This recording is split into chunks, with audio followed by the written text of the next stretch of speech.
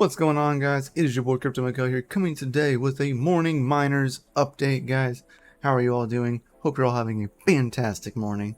It is the 4th, because I'm trying to do these updates day of, trying to get them as quick as possible to help bring in some fresh news and fresh perspectives. So, with that being said, guys, as it currently stands, do not forget, I can get this loaded.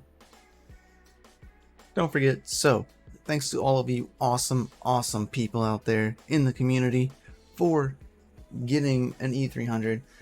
We had a $125 off coupon code that was supposed to end on the 31st, but because of all of you FA people out there that kept using it and really thoroughly seemed to actually take use of it, they went ahead and continued it, as well as there are a few other of my fellow content creators who now have that coupon as well. So now you can support multiples of us, but you can get $125 off still, an E300 as it stands right now, and that is Mykel 125, all caps Mykel 125.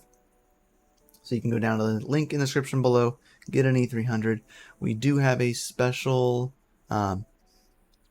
announcement coming out here soon about maybe an extra discount, so stay tuned for that. Make sure you press the like button, that subscribe button, and especially hit that bell notification, because that is how you're going to find out when the special comes out. I won't spoil the details too much, but it's pretty FA. Alright, so if you would like $125 off an E300, click the link down in the description below. I'd greatly appreciate it. It does help me out. So we will potentially maybe get our own one of these, which kind of boils into really the next topic of the discussion, right? Since we're talking about Osprey, is the E100. So the VU35P, which is the same chip that is in the E300, is a single board E300. That's why it's called an E100 VU35P instead of an E300. One board, hence the one. So it does put 4.6 gigahashes of Kaspa hash rate down. Now, we do know for certain, at least I know for certain, because I have overclocked the ones we have at the facility, you can get 5 gigahashes out of a single board. You can get a little over 5 gigahashes a board, especially if you're really lucky. So now that will be for about probably about 166 watts in like all total. It's like with the fans, control board that's measured at the wall, and for 5 gigahashes, because we know that we can get 15.3 for 500 watts. It's like 503. So we know for certain that we will be able to achieve 5 gigahashes for at least 166 watts. That being said, you can also, whenever you get an E100, you can actually just click the type and go to select, and you can order the other hashing boards. So if you have this and you decide that you want to get another hashing board, you can go ahead and purchase another one, and it'll come in and you can slot it right in. Alright, now do keep in mind though, because if you are buying second hashing boards, there are two different sizes, a 27 and a 20. The 20 millimeter is only for FPGA 2, which is this one right here. That is because the slot between the board and the heatsink, because the heatsink is on this side, which is on the right side of the board, gets really close to the wall, so there's not enough room for the extra 7 millimeters. So it is slimmed down a little bit to 20 millimeters, and it does not impact any kind of like cooling performance. It still does just the same. Alright, but just keep that in mind. They are the same price, so there's no difference in price there, but keep in mind if you're buying an extra board, which one you're buying. Alright, and now that is, of course, you can pick up one of these for around $1,900, which is still a pretty good deal in my opinion. If you try to find a VU35P board, you're gonna be spending probably around $2,000 to begin with, like in working condition, right? You can buy them in non-working condition, but you could get them reballed if you would like.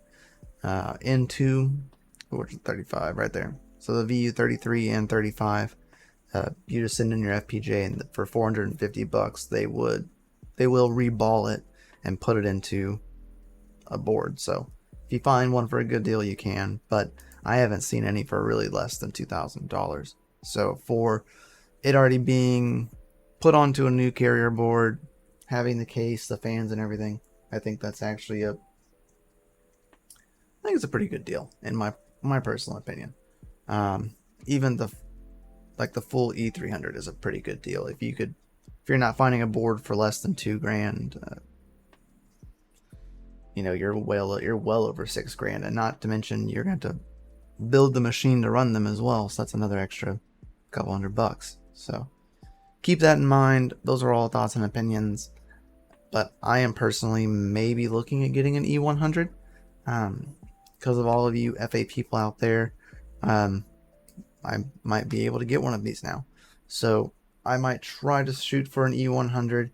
I really wish they had like a BCU version for the VU9P, because I really like the BCUs, but they do not have that right now.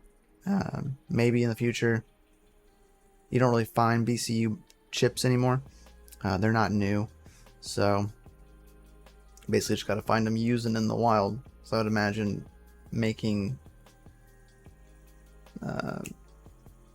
production models for people would be a little bit difficult, and they'd probably be expensive because of the scarcity of the boards. So one can hope for one day, right? The next thing to kind of go into note is, guys, hashrate.no. If you are checking this out, GPU mining is making some strides. That is 100% sure. If you've been mining this whole time, you're probably seeing some kind of realization of some kind of profit. If you've been mining since the ETH merge and everything kind of went haywire. And plus we had a price dip right after that, during that, because stuff and things, market. But right now we are seeing a bit of profit. If you're still mining, congratulations. If you kept mining, super congratulations. If you're just now getting into mining, welcome to the show. This is the time of season where you are constantly watching new coins, old coins, putting things into projects that you believe in. Like, I'm still mining Flux. It wasn't doing that great for a while after the reward halvening, but with the recent uptrend in other coins, people have moved away from Flux to go elsewhere, so earnings more or less have come back because there's less competition on the network. So always pay attention to things like that. Like right now, Meow Coin's up 150%. For what reason? I have no idea.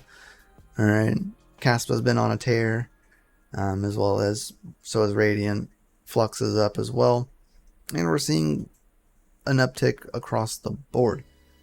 So you can also go to hashrate.no and kind of go to your GPUs, figure out what is the best thing to really do. So you can check out like 3070s right now, and you can kind of see that Nexa is their number one profit earner at, this is 6 cents per kilowatt, but there is your standings, which really isn't that bad. I mean, if I'm not mistaken, even if RX 580 is somewhat profitable. A 480 is profitable at 6 cents. I don't know what it is at 10 cents, but even a RX 480 that was released in 2016 at 10 cents per kilowatt hour can be profitable.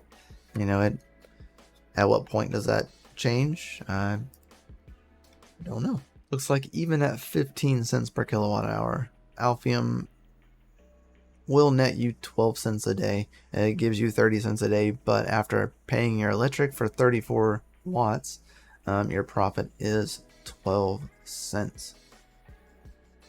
that's not bad. Like, to be honest, 2 cent profit on Dynex, and then you start hitting the negatives. So your profits are slim, but for something that was released back in 2016, not many people run 480s anymore since Ethereum's gone. It is still oddly profitable. Also released this morning, guys, is we have saved the date. Kaspa on Rust, the alpha release, is for April 15th with testnet and mainnet testing binaries. Beta and stable releases to follow after the community testing is complete. So the alpha releases is going to be on the 15th, and that is when I'm assuming full testnet goes live and everyone can participate. So we have Rusty Kasp coming this month in 11 days. I'm ready. Are you ready? I know I'm ready. You can also check out the GitHub, which I will have linked down in the description below, and you can kind of go over it yourself and give it a read. I'm extremely interested in this happening